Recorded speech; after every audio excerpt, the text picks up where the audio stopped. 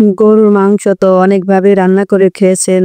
একবার এভাবে গরুর মাংসর পাতলা ঝোল রান্না করে খেয়ে দেখেন, খেতে কিন্তু অসম্ভব মজার হয়। আর এই গরুর মাংস রান্না কিন্তু ছোট বড় সকলেই পছন্দ করে। আর এটা যদি ঠিকঠাক মতো রান্না করা হয় তাহলে কিন্তু খেতে অসম্ভব মজার হয়। আসসালামু আলাইকুম everyone, welcome back to my channel Bilkis kitchen blog. আজ আবারও নতুন একটা ভিডিও নিয়ে আপনাদের মাঝে চলে এলাম। আমার আজকের ভিডিও হলো গরুর মাংস রান্না। তো কিভাবে পারফেক্টলি এই গরুর মাংসটা রান্না করা যায় সেটাই আজ আমি আপনাদের মাঝে শেয়ার করব। খুব অল্প মশলা, ঘরোয়া মশলা দিয়ে কিভাবে এই গরুর মাংসটা এত সুন্দর পাতলা ঝোল করা যায় সেটাই আজকে শেয়ার করব। তো আশা করি আমার এই গরুর মাংস রান্নার রেসিপিটি আপনাদের ভালো লাগবে। তো আর কথা না বাড়িয়ে চলে যাই মূল রেসিপিতে। তো প্রথমে গরুর মাংস রান্না করার জন্য আমি 3 পোয়া গরুর মাংস নিয়ে নিয়েছি। এখন এই মাংসটা ভালো করে যেভাবে ছোট ছোট করে কেটে ধুয়ে নিয়েছি। এরপর চলে যাব চুলায় একটা পাতিল দিয়ে দিয়েছি।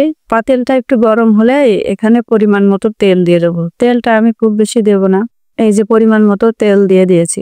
এখন তেলটা একটু গরম হলে এখানে একটা ডালচিনি আর এলাচ দিয়ে দিয়েছি, আর দিয়েছি তেজপাতা। এখন এগুলো ভালো করে তেলের সাথে মিশাই দেবো, যাতে এর গন্ধটা তেলের সাথে মিশে যায়। এরপর দিয়ে দেবো পেঁয়াজ কুচি। বড় সাইজের একটা পেঁয়াজ কুচিয়ে রেখেছি, সেই পেঁয়াজটা এখন দিয়ে দেবো। দিয়ে তেলের সাথে ভালো করে ভেজে নেব। পেঁয়াজটা একটু ভেজে নেব যতক্ষণ না পেঁয়াজের কাঁচা গন্ধটা না যায়।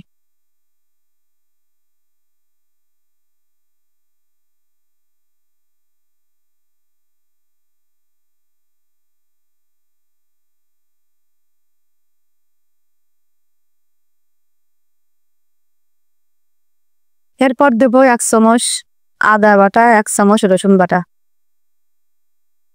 আদা রসুনের পেস্ট দিয়েও এভাবে ভালো করে পেঁয়াজের সাথে মিশিয়ে একটু ভেজে নেব। আর যতক্ষণ না আদা রসুনের কাঁচা গন্ধটা না যায় ততক্ষণ এভাবে ভেজে নেব। এরপর দেব 2 চামচ পেঁয়াজ বাটা, আর দেব গরম মশলা বাটা।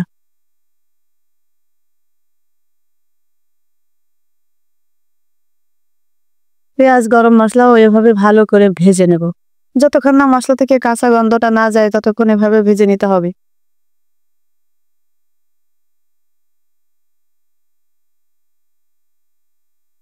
এরপর দেবো স্বাদ অনুযায়ী লবণ, 1.5 টেবিল চামচ হলুদের গুঁড়ো,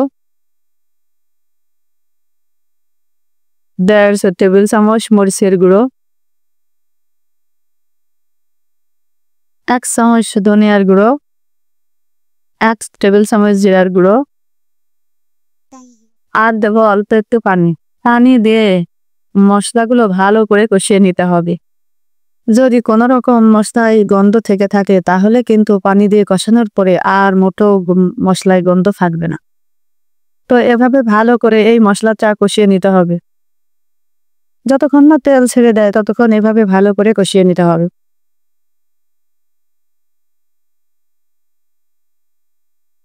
দেখতেই পাচ্ছেন মশলা থেকে তেল ছেড়ে দিয়েছে আর মশলাটা কিন্তু ভালো করে কষানো হয়ে গেছে। এখন আমি কেটে ধুয়ে রাখা মাংসটা দিয়ে দেবো।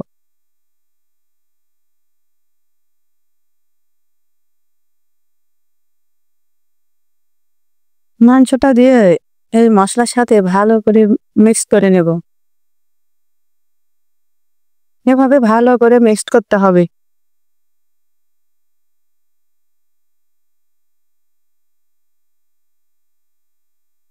ভালো করে মিক্সড করে নিয়ে এই যে এখানে এই কাপের 1 কাপ পানি দিয়ে দেবো। পানিটা দিয়ে পানিও আবার মাংসের সাথে ভালো করে এভাবে মিশিয়ে নেব।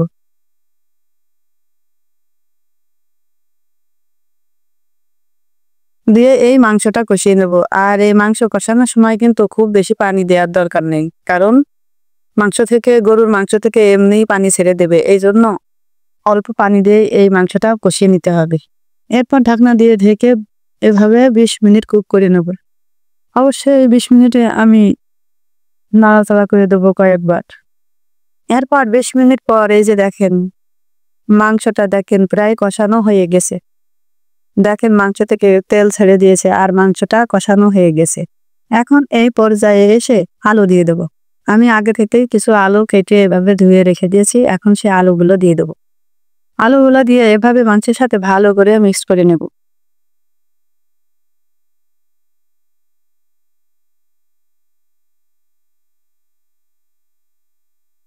আর এভাবে 1 মিনিট আমি আলু আর মাংস কষিয়ে নেব। তাহলে মশলাটা আলুর সাথে ভালোভাবে মিশে যাবে আর আলুটা খেতে কিন্তু অসম্ভব মজার হবে। এই জন্য 1 মিনিট এভাবে আমি ভালো করে কষিয়ে নেব। এখন আলুটা কষানো হয়ে গেছে, আমি পানি দিয়ে দেব। এখানে আমি ওই কাপে 4 কাপ পানি দিয়ে দিয়েছি, কারণ মাংসটা আমার কষানোর সময় সেদ্ধ হয়ে গেছে। এখন আমি খুব বেশি পানি দেব না, ওই কাপে 4 কাপ পানি দিয়ে দেব। পানি দিয়ে আবারও মাংসের সাথে ভালো করে এভাবে মিশিয়ে নেব। এরপর ঢাকনা দিয়ে ঢেকে আবারও 20 মিনিট কুক করে নেব। অবশ্যই মাঝে মধ্যে নাড়াচাড়া করে দেব। 20 মিনিট পরে যে দেখেন মাংসটা আমার রান্না করা হয়ে গেছে। এখন এ পর্যায়ে এসে ভেজে রাখা গরম মশলা দিয়ে দেব আর দেব কিছু বেরেস্তা।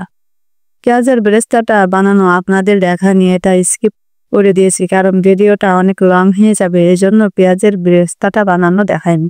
এখন পেঁয়াজের বেরেস্তাটা দিয়ে আবারও একটু এভাবে চামচ দিয়ে নাড়াচাড়া করে দেব। আর দেখেন এভাবে পেঁয়াজের বেরেস্তা দিয়ে গরুর মাংস রান্না করে খেয়ে দেখবেন কত সুন্দর লাগে। আর দেখেন এই মাংসটা দেখতে কত সুন্দর হয়েছে। আর এই মাংসটা কিন্তু ঝোলটাও দেখেন কতটা পাতলা হয়েছে। আমি কিন্তু গরুর মাংসের এভাবে পাতলা ঝোল মাঝে মাঝেই রান্না করি। আর এই গরুর মাংসের এই পাতলা ঝোলটা কিন্তু ছোট বড় সবাই খুব পছন্দ করে।